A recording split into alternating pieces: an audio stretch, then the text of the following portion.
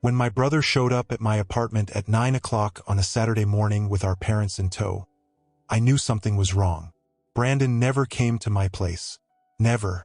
In the 8 years I'd lived in this building in downtown Seattle, he'd been here exactly twice. Once when he needed to borrow my car because his was repossessed. Once when he needed my address for some legal paperwork he'd screwed up. Both times he'd left within 10 minutes. Never stayed. Never looked around. Never acted like he cared where or how I lived. So seeing him at my door on a Saturday morning, with my mother and father flanking him like backup, immediately triggered alarm bells. I opened the door. They didn't wait for an invitation. Just walked in. Brandon first, looking around my apartment with an expression I couldn't quite read. Something between envy and resentment. My mother next, her face pinched. That expression she wore when she was about to lecture me about something. My father last, arms crossed, that disappointed look permanently etched on his face whenever he dealt with me. "Good morning," I said, carefully, neutrally. "This is unexpected. What's going on?" Brandon turned to face me, held up his phone. "This," he said. On his screen was a LinkedIn post. My LinkedIn post. The one I'd made yesterday celebrating my promotion. The one announcing my new title. Senior Vice President of Engineering at Tech Dynamics. The one mentioning my new compensation package. $240,000 base salary, plus equity, plus bonuses. Total package worth over $350,000 annually. I've been proud of that post. Proud of the promotion. Proud that 10 years of grinding had finally paid off. Proud that I'd climbed from junior developer to SVP. Proud that at 35, I'd achieved what most people took 20 years to reach. Brandon was not proud. Brandon was angry. $240,000, he said, each word sharp, accusatory. "You make $240,000 a year, plus stock, plus bonuses, and you're living here." He gestured around my apartment. My nice apartment, 2 bedrooms, modern building, great view, but not ostentatious, not a mansion, not the kind of place that screamed wealth. Living here alone in your fancy apartment with your fancy job and your fancy salary, while the rest of us struggle, while I can barely make rent, while mom and dad are working into their 60s, while we're all just trying to get by. And you're making $250,000 and haven't offered to help. Haven't offered a dime. Haven't even told us you got this massive promotion. My mother stepped forward. "Brandon called us last night. Showed us your post. We couldn't believe it. All this time, all these years, you've been making this kind of money and never said a word. Never offered to help your family. Your brother who's struggling. Your parents who sacrificed everything for you. You just kept it all to yourself. Living the good life. Not caring about anyone else." My father's voice was harder, colder. "That's going to change. You're going to start contributing. You're going to help Brandon get on his feet. You're going to help us with our retirement. You're going to stop being selfish and start being part of this family. You owe us that much." I stood there, in my entryway, these 3 people who'd barged into my home uninvited, making demands, telling me what I owed them, what I had to do, how I had to spend my money I'd earned, through a decade of work, through countless late nights, through projects that succeeded, through skills I'd developed, through promotions I'd earned. And something in me went very cold, very calm, very quiet. "I don't owe you anything," I said, my voice even, steady, not angry, just factual. Brandon laughed. "You don't owe us? Are you serious right now? We're family. Family helps family. You're making a fortune and we're barely surviving. Of course you owe us." "I don't," I repeated. "I don't owe you my money. I don't owe you my success. I don't owe you anything." My mother's face flushed red. "How dare you? After everything we've done for you. After we raised you, fed you, clothed you, paid for your education. You stand there and say you don't owe us anything?" I looked at her, really looked at her. This woman who'd raised me, who'd always made me feel like an obligation, like something they'd been stuck with, like I should be grateful they'd kept me. You didn't pay for my education, I said quietly. I had scholarships and loans. Loans I just finished paying off last year. $70,000 in student loans. That I paid. Myself. You didn't contribute a dime to my college. So don't act like you funded my education. My father stepped closer, trying to intimidate. We gave you a home. We gave you food. We gave you opportunities. You think that was free? You think raising a child doesn't cost money? You owe us. You owe us for 18 years of providing for you. And now that you can pay us back, you will. Something snapped. Not broke. Snapped into place. Like a puzzle piece finally clicking. A realization crystallizing. These people. These 3 people standing in my apartment. They didn't care about me. Didn't care about my success. Didn't care about my achievement. They cared about my money. About what they could get from me. About what they felt entitled to. And they'd come here together. Coordinated this. Planned this ambush. Thought they could pressure me into giving them what they wanted. I walked to my bedroom. Heard my father say, "Where are you going?" "We're not done talking." I didn't answer. Just went to my dresser. Opened the top drawer. Reached into the back. Pulled out an envelope. Large manila envelope. Sealed. Heavy with papers inside. The envelope my grandmother had given me 6 months ago. The envelope she'd made me promise not to open until the right moment. The envelope she'd said would explain everything. The envelope I'd been carrying around. Waiting. Not knowing what the right moment was. But knowing I'd recognize it when it came. This was the moment. I walked back to the living room. They were still there. Still waiting.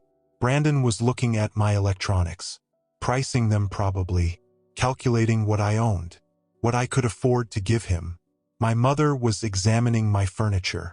My artwork. Judging my choices. My lifestyle. My spending. My father was standing in the center of the room. Arms still crossed. Still waiting for me to submit. To agree to their demands. To start paying what they thought I owed. I held up the envelope. "You want something from me?" I said. "Here. Take this." My mother's expression changed. Shifted from anger to something almost greedy. "What is it? A check?" Finally. Finally, you're being reasonable." "How much?" "Brandon needs at least $10,000 for his rent situation. And your father and I could use $15,000 for our credit cards. We'll start with $25,000.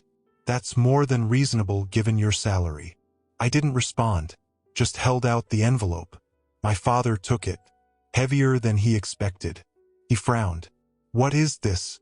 If you're trying to be funny, don't. We want cash. Or a check. Or a wire transfer. Not whatever games you're playing." "Open it," I said. My voice still calm. Still even. Still cold. He opened it. Pulled out the papers. Stack of documents. Legal documents. Official documents. Documents with seals and signatures and official letterhead. He looked at the first page. His face went pale. Actually drained of color. Like blood had stopped flowing. My mother leaned over to see. "What is it?" "What?" She stopped. Stared at the paper. Her hand went to her mouth. Brandon grabbed the papers from my father's hands. Started reading. His expression changed. Confusion to shock to something close to horror. "What is this?" he said. Voice shaking. "This says. This can't be. This is fake. You faked these. This has to be fake." "It's not fake," I said. "Those are my adoption papers. Official records. Filed 35 years ago. When you took me from my biological mother and legally adopted me. When you made me your son on paper while never treating me like your son in reality." The room went silent. Completely silent. The kind of silence that's heavy. That presses down. That suffocates. My mother sank into my couch. My father stood frozen. Brandon kept flipping through papers. "You're adopted," my mother finally said. Not a question. A statement. An admission. "Yes," I said. "I'm adopted. And you never told me. Never once in 35 years mentioned it. Never thought I deserved to know that you're not my biological parents. That I came from somewhere else. that someone else gave birth to me. You just let me think I was yours.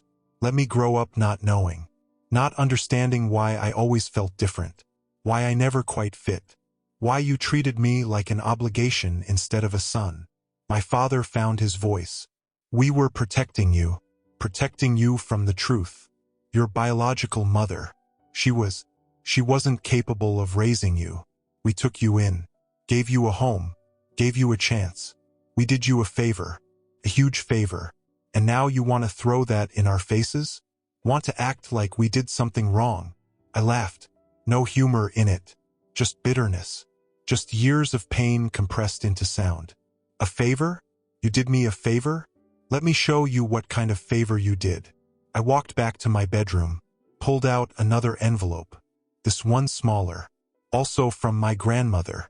Also given to me 6 months ago with instructions. Also sealed until the right moment. This moment. I came back. Handed this one to Brandon. Open it. He did. Pulled out a single sheet of paper. DNA test results. Official results from a certified laboratory. Brandon stared at it. This says you're not. We're not brothers. Not biological brothers. This says we're not related at all. No shared DNA. Nothing. We're not brothers. Not biologically, no, I said. Which makes sense. Since I'm adopted. Since my biological parents are different people. Since we only shared a house, not genetics. Since we were never actually brothers. Just two people living in the same place who happened to call the same people mom and dad. My mother was crying now. Full sobs. My father looked like he'd been punched. Brandon was shaking his head. Denial. Refusal to accept. Why? My mother asked through her tears. Why are you doing this? Why now? What's the point of throwing this at us? Of hurting us like this? I pulled out my phone. Called a number I'd been told to call when this moment came. It rang twice.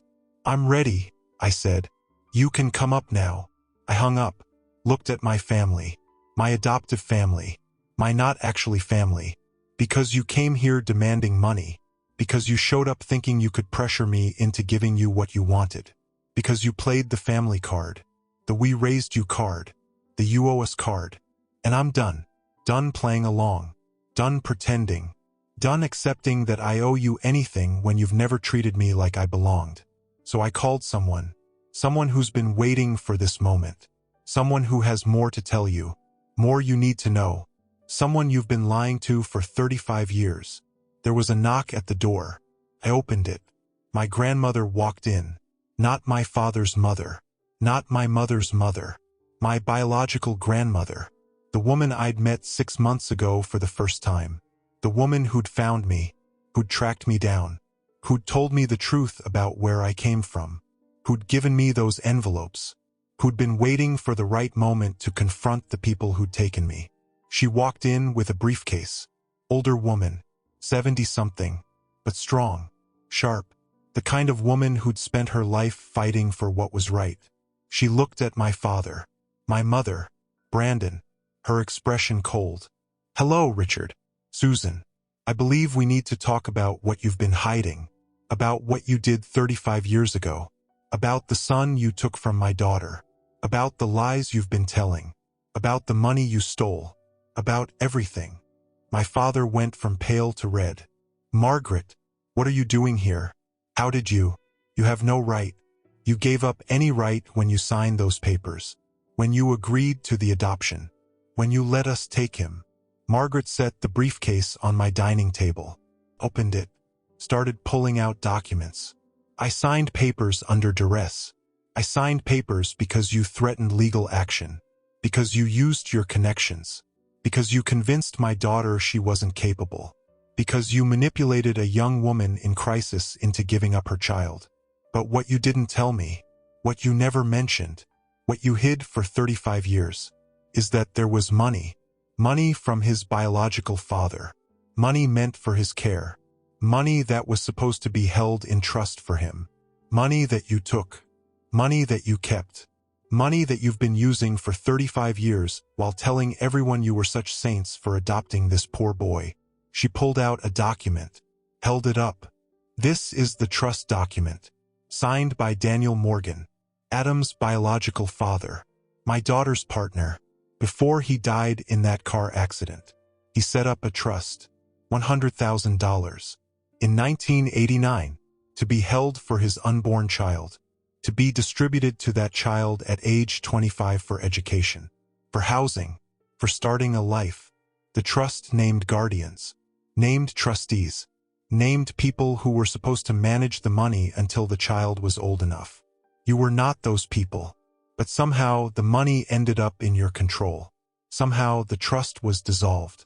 Somehow that $100,000 disappeared, and my grandson never saw a dime of it, never even knew it existed. I felt my knees go weak. A trust fund, $100,000. Money that was supposed to be mine. Money from a biological father I'd never known. Money that could have paid for college. Could have been a down payment on a house. Could have been a start in life.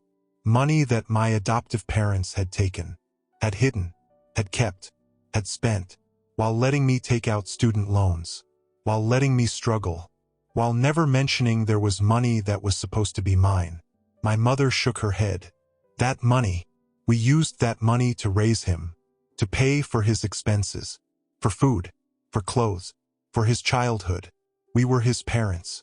We had the right to use it for his care. That's what trust funds are for. That's not theft. That's not wrong. That's just practical parenting. Margaret's laugh was sharp, cutting. Practical parenting?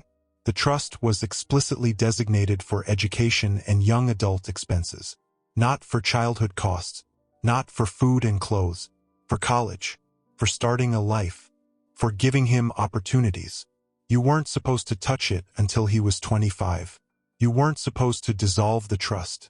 You weren't supposed to take control of funds you weren't entitled to. But you did. You used your legal connections. You filed paperwork. You got a court order. You took guardianship of money that wasn't yours to guard. And then you spent it. On what? On Brandon's childhood? On your house?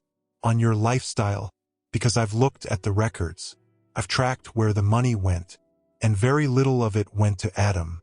Very little went to the child it was intended for. She pulled out more documents. Bank records. Showing deposits. Showing withdrawals. Showing patterns of spending. In the first 5 years after the adoption, you withdrew $70,000 from the trust. By the time Adam was 10, the trust was empty. All $100,000 plus interest. Gone. Used for expenses that had nothing to do with Adam's education or future. Used for Brandon's private school tuition. Used for your vacation home down payment. Used for car payments and credit cards and lifestyle expenses. Used for everything except what it was designated for. My father tried to defend it. We were raising 2 children. The money went into the family funds. It all benefited the household. It all benefited Adam indirectly. You can't separate out expenses in a family. Everything is shared. Everything goes into the same pot. Margaret shook her head. That's not how trust funds work. That's not what legal designation means. The money was specifically for Adam, for his future, not for family expenses, not for Brandon, not for you. And you knew that. You knew exactly what you were doing. You knew you were stealing from a child who'd already lost both biological parents, who'd been taken from his biological family, who had nothing except that trust fund. And you took that too. Brandon was still holding the DNA test, still staring at it. So we're not brothers, he said, voice flat, processing. You're not my brother. We're not related. We just grew up in the same house. That's it. That's all we are. I looked at him, at this person I'd grown up with, who'd always gotten more, who'd always been favored, who'd always been the real son while I was the adopted one, who'd benefited from money that was supposed to be mine. Yeah, I said, that's all we are. 2 people who shared a house, who had the same legal parents but nothing else in common, who grew up with completely different experiences. You were the real son, the biological child, the one they actually wanted. I was the adopted one, the obligation, The one they took in because it looked good, because it gave them status, because people think you're a good person when you adopt. But they never loved me, never treated me like I belonged, never made me feel like I was actually their son. I was just the kid they took in, the one they used for appearances, the one they stole from, the one they never thought would find out the truth. My mother was still crying, but angry now, defensive. We did love you. We tried. You were different, difficult, never quite fit in, never bonded with us the way Brandon did. That's not our fault. That's just how it was.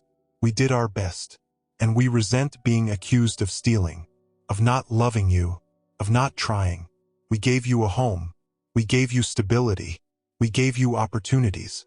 That's more than you would have had with your biological mother. Margaret's daughter couldn't even take care of herself. How was she going to take care of a baby? We saved you from a terrible situation.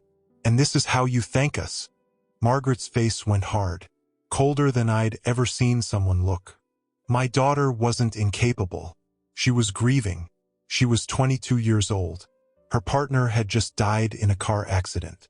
She was pregnant and alone and terrified. And you swooped in. You used your connections. You convinced her she couldn't do it. You promised her you'd give her son a good life. You promised you'd use the trust fund for his education. You promised you'd tell him about his biological parents. You promised so many things, and you broke every promise. Every single one. She pulled out letters. Handwritten letters.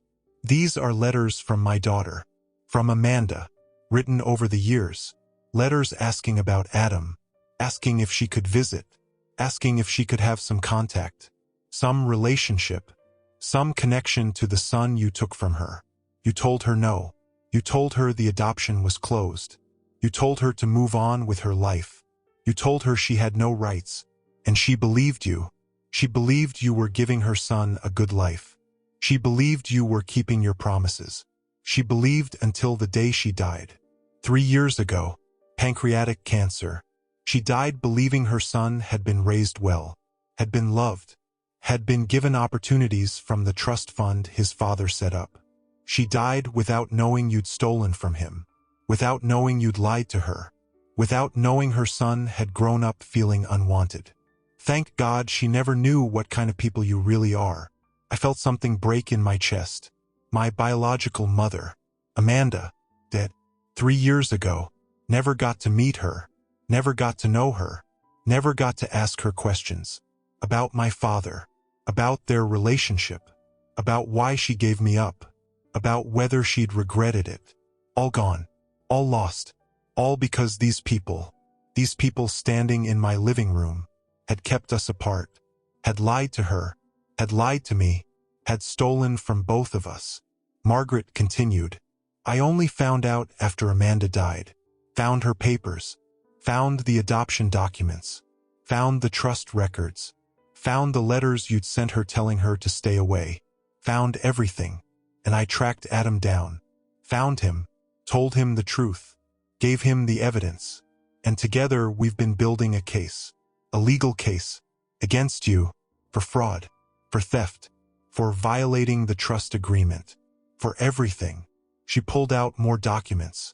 This is a lawsuit, filed yesterday, against Richard Morrison and Susan Morrison, for theft of trust funds, for fraud, for breach of fiduciary duty, for emotional damages. We're suing for return of the trust fund amount, $100,000 plus 35 years of investment returns. At average market returns, that's approximately $600,000, plus punitive damages, plus legal fees. Total claim, $1 million. My father exploded. $1 million? You're insane. We don't have that kind of money. We can't. You can't just. This is extortion. This is ridiculous. We raised him. We gave him a home. We're not thieves. We're not criminals. We're just people who made some difficult decisions in complicated circumstances. You can't sue us for that.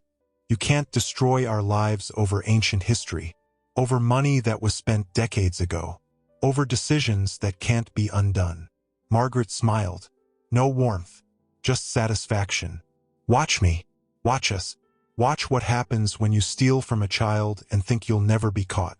Watch what happens when you lie to a grieving mother and think she'll never find out.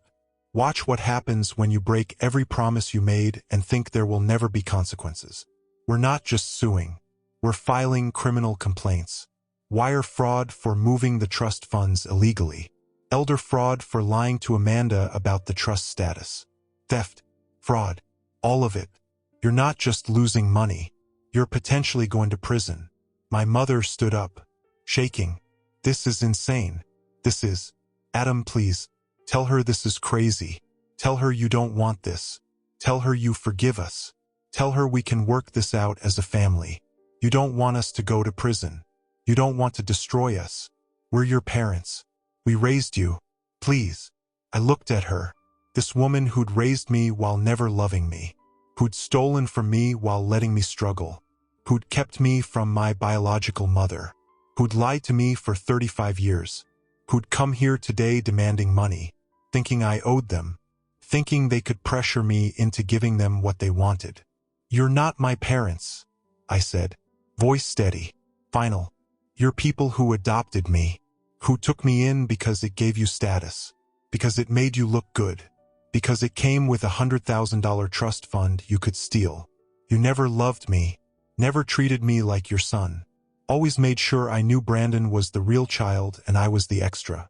The obligation, the one you were stuck with. So no, I'm not telling Margaret to stop. I'm not forgiving you. I'm not working this out. I'm testifying against you. I'm supporting this lawsuit. I'm making sure you pay for what you did. To me, to Amanda, to everyone. Brandon threw the DNA test on the floor. So that's it? You're just going to destroy us? Destroy our family? Over money? Over something that happened before you can even remember? You're that vindictive. I laughed. Actually laughed. I'm vindictive? You showed up here demanding I give you money because we're family. Because I owe you. Because family takes care of family. And now that you know we're not actually family. Now that you know your parents are thieves. Now that you know I don't owe you anything. Suddenly I'm vindictive for wanting justice? For wanting back what was stolen from me? For wanting the people who lied to me to face consequences. That's not vindictive. That's just fair. Margaret started packing up her briefcase. You have 24 hours to get lawyers. To prepare your defense. The lawsuit was filed yesterday. You'll be served Monday. The criminal complaints will be filed next week. I suggest you use this time wisely. Gather your documents. Find your records. Try to explain where that $100,000 went. Try to justify why you dissolved a trust you had no right to touch. Try to defend 35 years of lies. Good luck with that. She walked to the door, paused, looked back at my adoptive parents. My daughter died thinking you were good people, thinking her son was happy, thinking she'd made the right choice. I'm glad she never knew the truth, never knew what you really are, never knew her son was stolen from in more ways than one. At least she had that mercy. She left, the door closing behind her with a soft click. My adoptive parents and Brandon stood in my living room, surrounded by papers, by evidence, by proof of 35 years of lies, by the destruction of the narrative they'd built, by consequences they'd never thought would come. Get out, I said, quietly, calmly, finally. Get out of my apartment. Get out of my life. We're done. Forever. They didn't move at first. Stood there in shock, in denial, in disbelief that this was happening, that their secrets had been exposed, that their lies had caught up with them, that the son they'd stolen from was fighting back. Adam, please. My mother tried one more time. We can fix this. We can talk. We can... My name, I interrupted, is not Adam. It's Adam Daniel Morgan. That's what Amanda named me. That's what's on my original birth certificate. The one before you changed it. Before you legally made me yours. Before you took everything from me. Adam Morrison is the name you gave me. But that's not who I am. I'm Adam Morgan, Amanda's son, Daniel's son. And I'm done being your adopted obligation. Get out. My father grabbed my mother's arm. started pulling her toward the door. "This isn't over," he said, trying to sound threatening, trying to regain some control. "We'll fight this. We'll win. You'll see. You'll regret this." I didn't respond, just held the door open, waited for them to leave. Brandon was the last one out. He paused at the door. "I didn't know," he said, "about the adoption, about the trust fund, about any of it. I was a kid. They never told me. You can't blame me for what they did." I looked at him, at the person I'd thought was my brother, who'd benefited from money that should have been mine, who'd gone to private school on my trust fund, who'd lived in comfort while I struggled. "You didn't know," I said, "but you benefited. You went to expensive schools I couldn't afford. You got opportunities one didn't get. You were the real son who got everything while I was the adopted son who got scraps. Maybe you didn't know why, but you definitely knew the difference in how we were treated. And you never questioned it, never wondered why, never cared. So yeah, I do blame you, not for what they did, but for never caring enough to notice, for never caring enough to ask, for accepting that you deserved more while I deserved less. That's on you." Brandon left. The door closed. I was alone in my apartment, surrounded by evidence of stolen life, of stolen money, of stolen family, of 35 years of lies. I sat on my couch, the couch they'd been sitting on minutes ago, demanding money, demanding I help them, demanding I remember I was family. I pulled out my phone, called Margaret. "They're gone," I said. "They left. What happens now?" She was quiet for a moment. "Now we fight. Now we make them pay. Now we get justice for you and for Amanda. The lawsuit moves forward. The criminal complaints get filed. We gather evidence. We build an unbeatable case.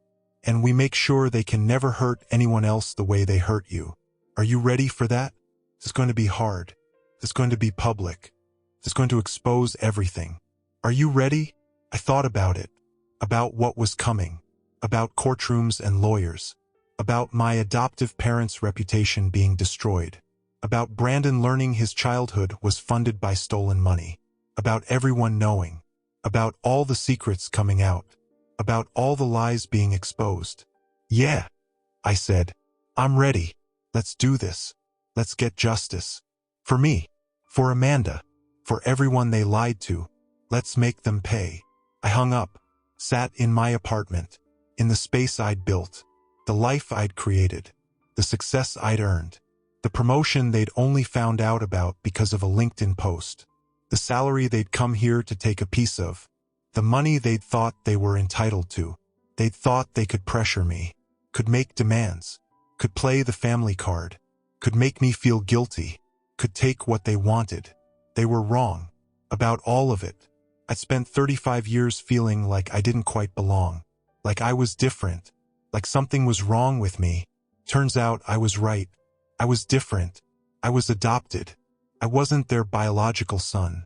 I was the child they'd taken, the child who came with a trust fund, the child whose money they'd stolen, the child they'd used for appearances while never actually loving. And now they'd pay for it. Every lie, every theft, every moment they'd made me feel less than, every opportunity they'd given Brandon while denying me, every dollar they'd stolen, all of it. They'd pay for all of it. The lawsuit started the next week. Margaret's lawyers filed in King County Superior Court. Civil suit against Richard and Susan Morrison. Theft of trust funds. Fraud. Breach of fiduciary duty. Emotional damages. Seeking return of trust funds plus investment returns. $600,000. Plus punitive damages of $400,000. Plus legal fees. Total $1 million. My adoptive parents hired lawyers. Expensive lawyers. Probably using credit they couldn't afford. Filed a response. Denied everything. Claimed the trust funds were legally theirs to use. Claimed they'd used the money for my benefit. Claimed everything they'd done was proper and legal. Claimed I was an ungrateful child manipulated by Margaret.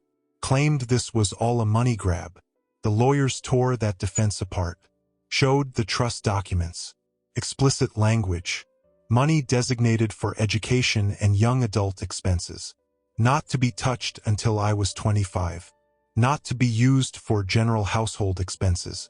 Not to be dissolved without court approval from a judge who'd reviewed the specific circumstances.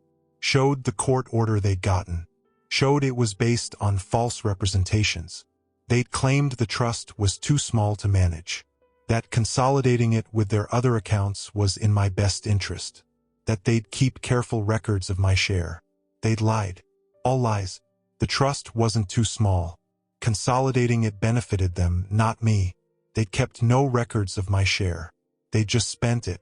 All of it. On things that had nothing to do with me. Discovery phase was brutal. My adoptive parents had to turn over all their financial records from 35 years. Had to show where the trust money went. Had to account for every dollar. The forensic accountants Margaret hired tore through everything. Tracked every deposit. Every withdrawal. Every expense. Built a picture of systematic theft. In the first year after the adoption, they'd withdrawn $20,000. Supposedly for my expenses. Health insurance. Childcare. Clothing. Reasonable expenses for a baby. Except the amounts didn't match. Didn't align with actual costs. The money had gone elsewhere. $10,000 had gone to Brandon's preschool. Fancy private preschool. $3,000 had gone to a vacation. $7,000 had disappeared into general expenses. Maybe $1,000 actually went to things for me. Year 2 was worse. They'd withdrawn another $25,000. Supposedly for my medical expenses. For home modifications for a growing child. For educational toys and equipment. Again, the amounts didn't match reality. $15,000 had gone to a down payment on a vacation home. $8,000 had gone to Brandon's activities. Music lessons. Sports equipment. Summer camps. $2,000 had gone to things that might have been for me. Maybe. Year 3. Year 4. Year 5. The pattern continued. Money withdrawn in my name. Money spent on other things. By the time I was 10, the entire trust was gone. $100,000 plus growth. Approximately $130,000 total. Gone. Used for Brandon's private school tuition.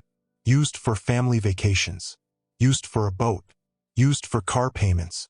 Used for credit card bills. Used for everything except what it was designated for. My education. My future. My opportunities. I got maybe $10,000 total benefit. Out of $130,000. The rest went to my adoptive family's lifestyle. Went to Brandon's advantages. Went to making sure the real son got everything while the adopted son got nothing. The accountants calculated what the trust should have been worth.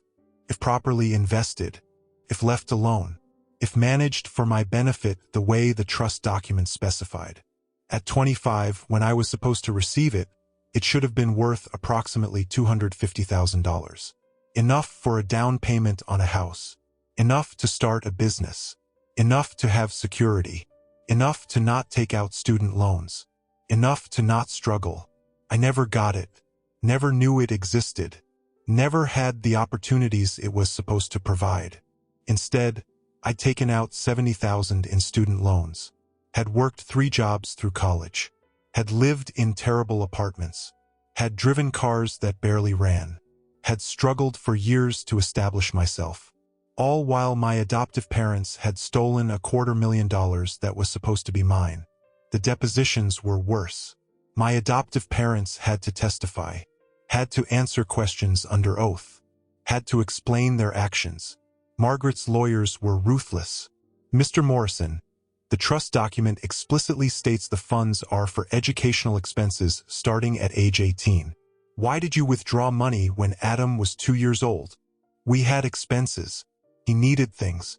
We were his parents. We had the right to use the money for his care. But the trust specifies educational expenses. Not general childcare. Not diapers and formula. Education. Can you explain how a 2-year-old has educational expenses? We were planning ahead, making sure we could provide for his future. By spending the money on a vacation home? How did that provide for Adam's educational future? Silence. No good answer. Because there wasn't one. Mrs. Morrison, you withdrew $15,000 in year 2 for what you described as medical expenses for Adam. Yet we have your insurance records. They show standard well-child visits. No major medical expenses. Where did that $15,000 actually go? I don't remember. It was 35 years ago. We used it for family expenses. Everything benefited Adam indirectly. Did the vacation home benefit Adam? Did Brandon's private school tuition benefit Adam? Did the boat benefit Adam? Because that's where the money actually went. Not to Adam. To everyone else. More silence. More inability to explain. More evidence of theft. Brandon was deposed too. Had to testify about his childhood. About what he'd received. About whether he'd known it was funded by my trust fund. Mr. Morrison, you attended Lakeside Prep from kindergarten through 12th grade. Correct. Yes. Do you know how much that cost? I don't know. My parents paid for it. It cost approximately $30,000 per year. 13 years. That's $390,000 total. Where do you think that money came from? My parents' income. They were both working. They could afford it. Your parents' combined income during those years averaged $80,000 annually. After taxes, that's about $55,000. After basic living expenses, they had maybe $10,000 a year discretionary. Yet they spent $30,000 a year on your school. Where did the extra money come from? Brandon shifted uncomfortably. I don't know. Maybe they saved. Maybe they had investments. They had one investment, Adam's trust fund, which they liquidated to pay for your education, to pay for your advantages, to pay for opportunities that were supposed to be Adam's. Did you know that? Brandon looked down. No, I didn't know. They never told me. If you had known, would you have felt comfortable accepting those advantages?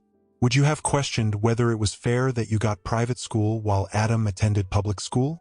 Would you have wondered why you had expensive sports equipment and music lessons while Adam worked part-time jobs as a teenager? I don't know. I was a kid. I didn't understand family finances. You're not a kid anymore. Now that you know your education was funded by money stolen from your adopted brother. Do you think that was fair? Do you think that was right? It wasn't my decision. I didn't steal anything. My parents made those choices. But you benefited. You benefited from theft. You went to schools Adam couldn't attend. You had opportunities Adam didn't have.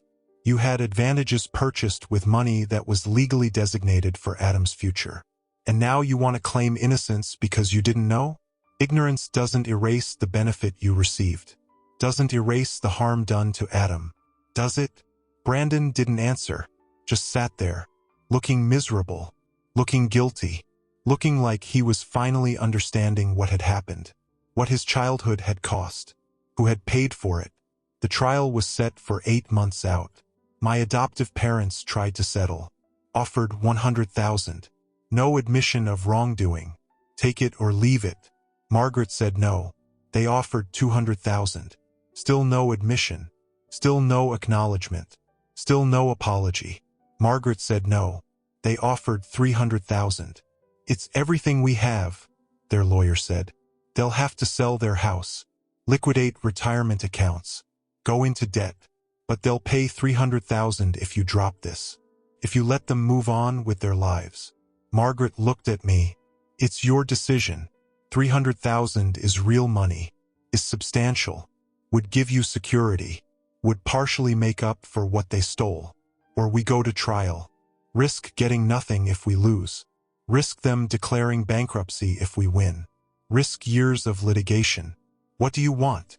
I thought about it. About $300,000. About what it could do for me. About the house I could buy. The investments I could make. The security it would provide. Then I thought about Amanda. About my biological mother who died believing I was happy. Who died believing these people were good. Who died never knowing they'd stolen from her son. Who died never knowing the promises they'd made were lies. No, I said. No settlement without admission. They need to admit what they did. On the record. In court documents. Public admission that they stole. that they lied, that they violated the trust.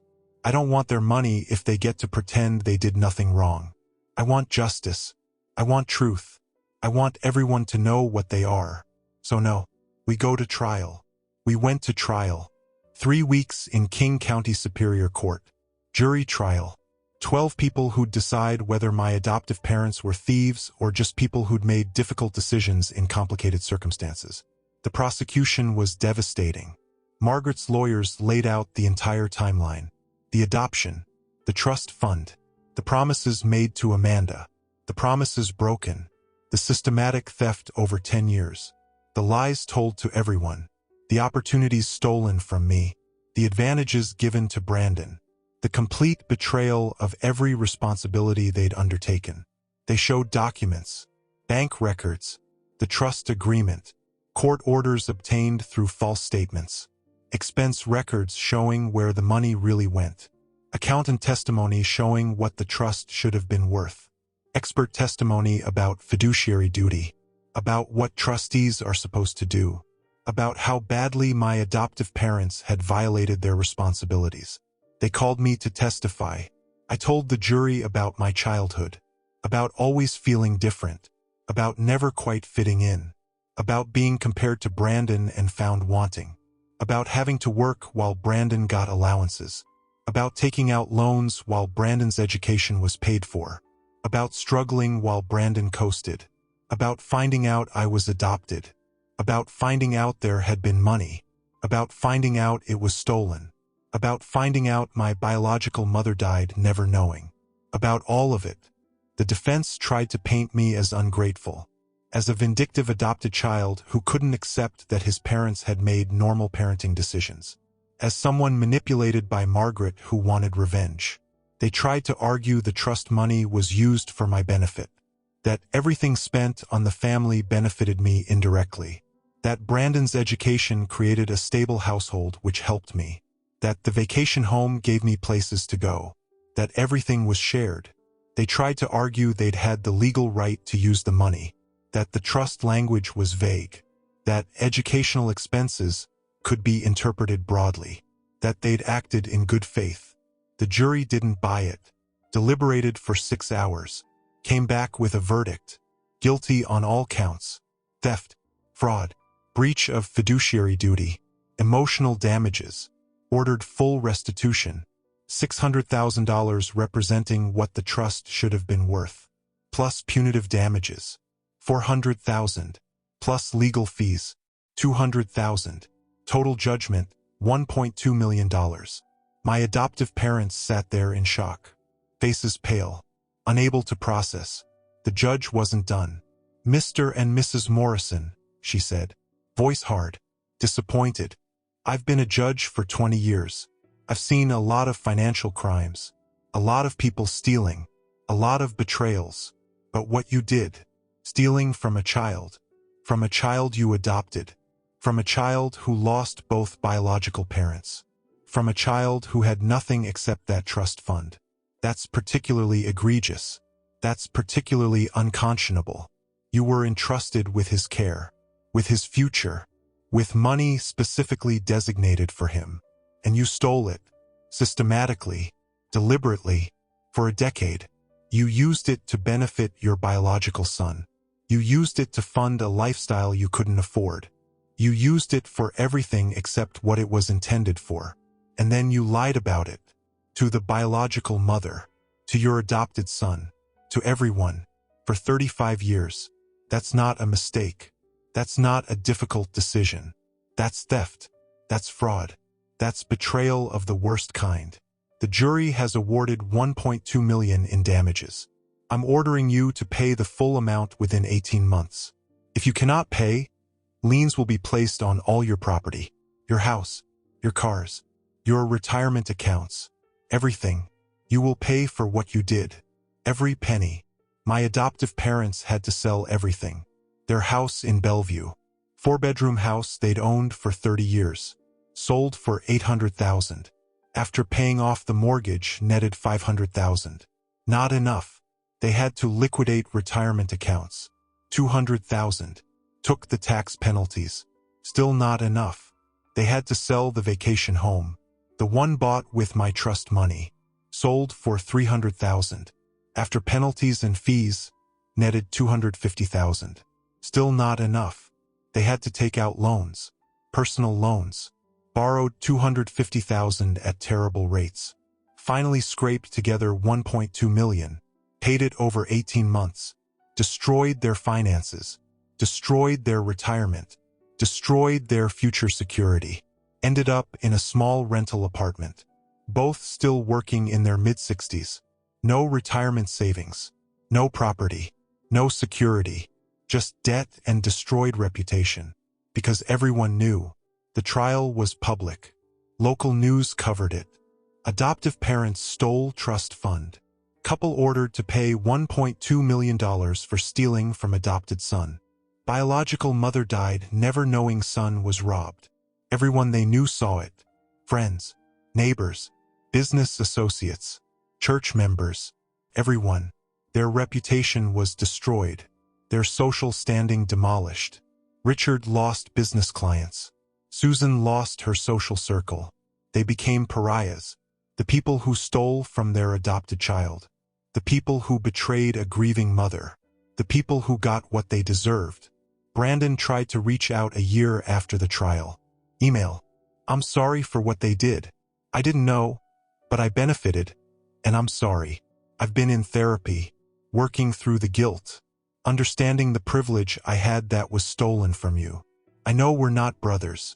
I know we probably can't have a relationship, but I wanted you to know I'm sorry, and I've started a payment plan. I can't pay back the full value of the education I got with your money, but I'm paying what I can. $500 a month. It's not much. It's not enough, but it's something. It's acknowledgement.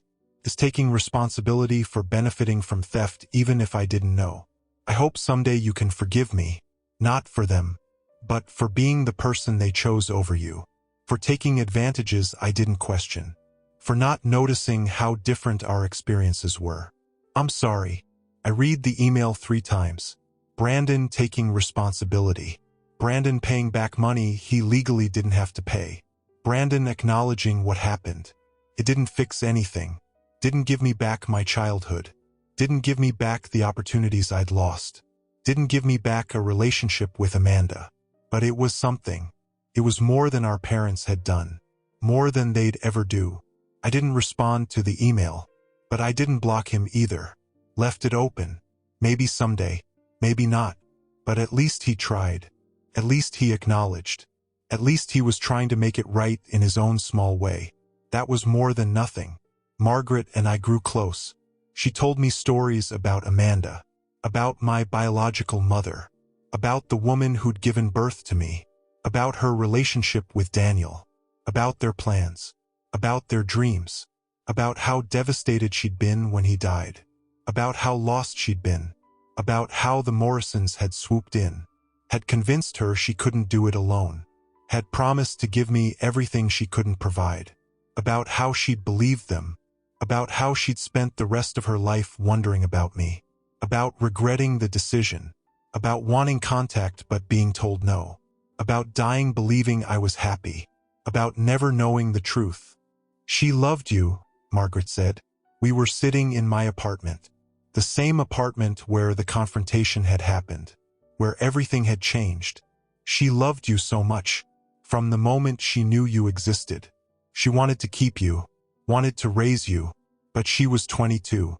Alone. Scared. Grieving. And they were established. Had money. Had a home. Had everything she didn't. They promised her you'd have advantages. Education. Opportunities. A good life. She believed them. Thought she was doing what was best for you. Thought she was giving you chances she couldn't provide.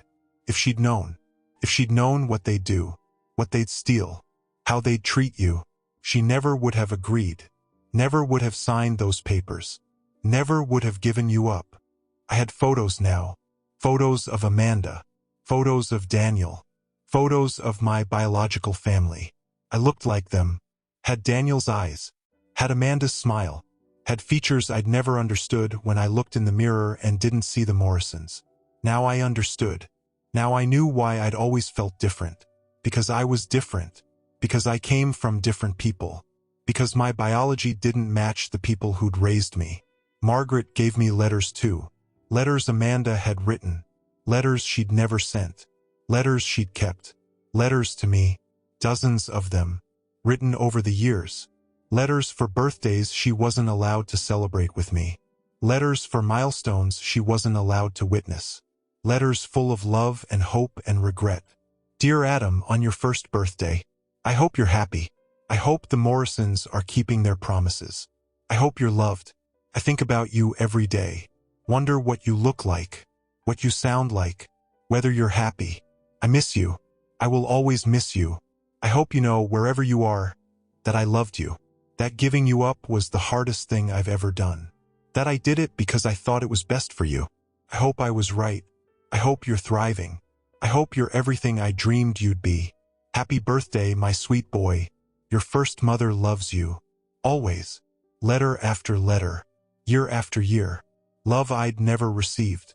Connection I'd never had. A mother who'd thought of me. Who'd wanted me. Who'd loved me. Who'd died never knowing whether I'd gotten any of it.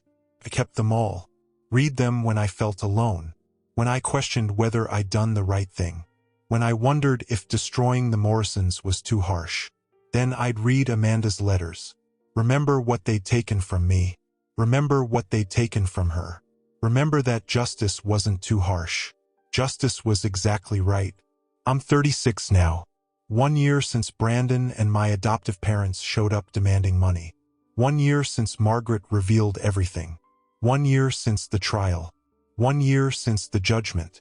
1 year since everything changed. I don't talk to the Morrisons. Haven't spoken to them since the trial. They tried a few times. Letters, emails, voicemails, asking for forgiveness, asking for understanding, asking for another chance. I didn't respond. Blocked them. Made it clear. We're done. Forever. There's nothing they can say. Nothing they can do. Nothing that would make me want them in my life. They stole from me. They lied to me. They took me from my biological mother and then betrayed every promise they'd made to her. That's not forgivable. That's not something you move past. That's permanent. I have the money now. The full judgment. $1.2 million. Paid over 18 months. I invested most of it. Put it in accounts that will grow. That will become what the trust fund should have been. Security for my future. Down payment on a house I'm buying. Emergency fund that means I never have to worry. The rest I donated to organizations that help adopted children, that provide resources for biological parents considering adoption, that make sure adoptive parents are screened properly, that monitor trust funds and ensure they're used properly, that prevent what happened to me from happening to others. The Amanda Morgan Memorial Fund, named after my biological mother, supporting the things she would have cared about, making sure other children don't lose what I lost, that other mothers don't regret what she regretted, that other families don't steal what mine stole. It's not much, but it's something. It's her legacy. It's making sure her story matters. It's making sure her son does something good with the justice he got. Margaret is part of my life now. Family in a way the Morrisons never were. We have dinner every week. She tells me stories, fills in blanks, gives me the history I never had, the connection I always wanted, the family that actually wants me. We visit Amanda's grave together, talk to her, tell her what happened, tell her justice was served, tell her I'm okay, tell her she did the best she could, tell her I understand, tell her I wish I'd known her, tell her I love her even though we never met. I found Daniel's family too. His parents are gone, but he had a sister, my aunt. She cried when she met me. You look just like him, she said, just like Daniel. Oh my God. It's like seeing him again. After all these years, I thought, when he died, when Amanda gave you up, I thought we'd lost you forever, thought we'd never find you, never know you. And here you are, all grown up, looking just like my brother. This is everything. I have family now, real family, biological family who actually wants me, who's excited to know me, who doesn't make me feel like an obligation, who doesn't compare me to anyone, who doesn't make me earn belonging. I just belong, because I'm Daniel's son, because I'm Amanda's son, because I'm part of them in a way I was never part of the Morrisons. That matters. That's everything. My promotion is going well. Senior VP. Leading a team of 50 engineers. Building products that matter. Making an impact. Earning that salary Brandon found on LinkedIn. The salary that started everything. The post that brought them to my door demanding money. Demanding I share. Demanding I remember I was family. Funny how that worked out. Their demand for money led to the discovery that we weren't actually family. Led to the revelation of 35 years of lies. Led to justice. Led to them losing everything. All because they saw my success and wanted a piece of it. All because they thought I owed them. All because they came demanding instead of just being proud. If they'd just been proud. If they just congratulated me. If they just said well done and left it at that. Maybe none of this would have happened. Maybe the secrets would have stayed buried. Maybe they'd still have their house and their retirement and their reputation. But they couldn't do it. Couldn't just be happy for me. Couldn't let me have success without trying to take some of it. Couldn't see my achievement without thinking about what they could get from it. So they came demanding. And I gave them an envelope. And inside wasn't money. Inside was truth. Inside was evidence. Inside was 35 years of lies exposed. Inside was justice waiting to happen. That's what they got. That's what they deserved. That's what happens when you steal from a child and think you'll never be caught. When you lie to a grieving mother and think she'll never find out.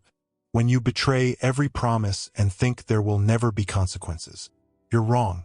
And eventually someone will pull out an envelope. And inside will be everything you tried to hide. Everything you hoped would stay buried. Everything you thought you'd gotten away with. And that envelope will destroy everything. That's justice. That's karma.